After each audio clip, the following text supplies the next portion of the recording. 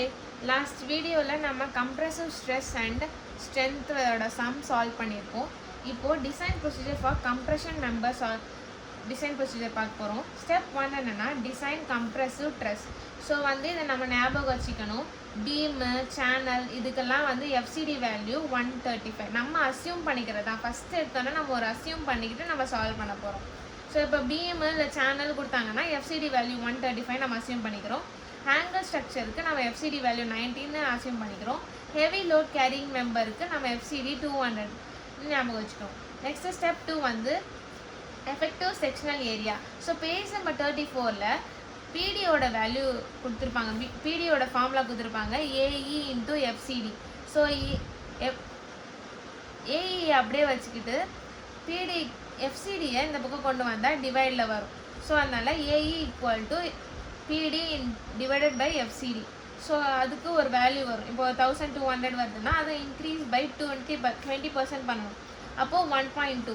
So 1.2வால் into பண்ணும்போது நமக்கு ஒரு வேல்யூ வரும். அதுதான் ஏஇ ரெக்வயர்டு.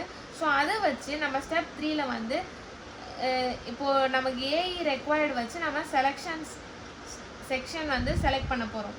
ஸோ அதுக்கு எக்ஸாம்பிள் SP6ல் இப்போ ஆங்கிள்னு கொடுத்துருக்காங்கன்னா ஐஎஸ்சிஏல எந்த ஆங்கிளுக்கு இந்த வேல்யூஸ் நமக்கு ரெக்வயர்டு வேல்யூஸ் சூட்டபிளாக இருக்கும் அந்த செக்ஷன் நம்ம சூஸ் பண்ணுறோம். So next step 4 calculate effective length. Effective length KL page number 45ல் இருக்கும். ஒரு எண்டு கண்டிஷனை பொறுத்து நம்ம கேஎல் வேல்யூ சூஸ் பண்ணோம்.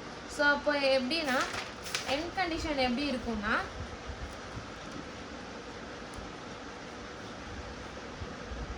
ஹெண்ட் கண்டிஷன் ரெண்டுமே ஹிஞ்சுடாக இருந்தால் 1 எஃபெக்டிவ் லென்த் வேல்யூ 1L வரும். ஸோ ரெண்டு எண்டுமே ஃபிக்ஸ்டாக இருந்துச்சுன்னா 0.65L வரும். ஃபிக்ஸ்டு இன்சிடென்ட்ஸ்னா 0.8L வரும். கேண்டிலிவர்னா 2L வரும். Single angle connected to gusset பிளேட்னா 1.2L அப்படின்னு வரும்.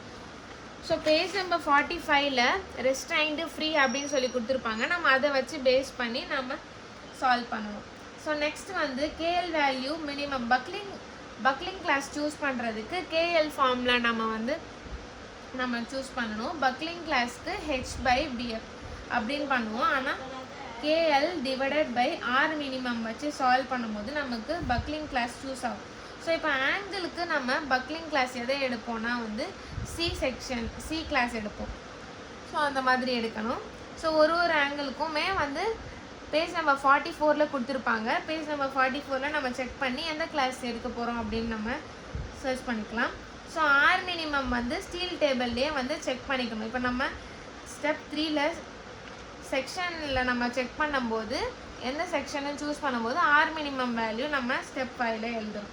So next calculate FCD.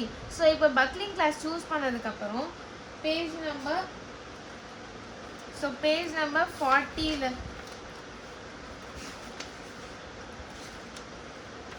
Page number 40லேருந்து 9A 9B 42ல் 9C இருக்கும். இப்போ பக்லிங் கிளாஸ் சியாக இருந்துச்சுன்னா ஸோ 9C நம்ம பக்லிங் கிளாஸ்க்கு எடுக்கணும்.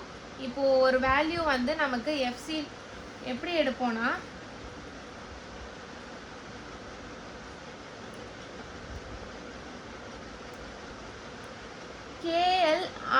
KL divided by R minimum இருக்குல்ல அதுக்கு ஒரு வேல்யூ வரும். இப்போ ஒரு 69.5 வருதுன்னா ஸோ நமக்கு 69.5 எதில் லை ஆகும்? 60லேருந்து 70க்குள்ளே இருக்குமா? அப்போது 60க்கும் 70க்கும் 250 தான் FY வேல்யூ இருக்கணும். ஸோ அதனால் அதுக்குள்ளே எடுக்கணும்.